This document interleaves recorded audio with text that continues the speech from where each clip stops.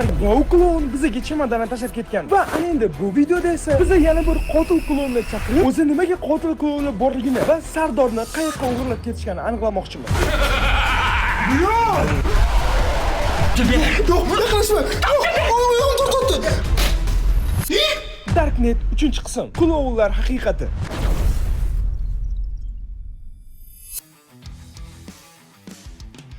Va ko'rib turganingizdek, do'stlar, biz dachani chiqarsamiz va qorong'i tushni ham kutib oldik. Va endi bo'lmasam, O'zimizni an'anamiz. ikkita pastga sakradi. Voy. Endi men o'ylashim bo'yicha do'stlar, bu klon haqiqat berkim olgan. Va aytgancha xuddi shu paytda. Lekin bu kitob bizga ko'rsatma, ya'ni yordam berish kerak. Haqqisi rost. Bila.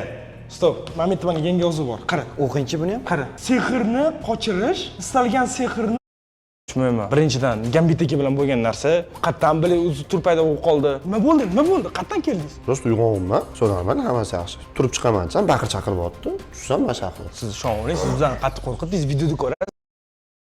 Hozir agar sizlarga qiziq bo'lsa, chunki hali bu daftar nimalarga qodir va bu klonlar, hali bu bittagina klon kelyapti bizga hali. Tasavvur qilib turibsiz nima bo'ladi. Xullas, mana shu videoni davomi chiqsa hozir bo'lsa like bosinglar. O'zi 9000 like va obuna bo'lib qo'yinglar, chunki bunaqa videoni o'tkazmasligim kerak. Va agar sizlarga rostdan shu videoning davomi qiziq bo'lsa,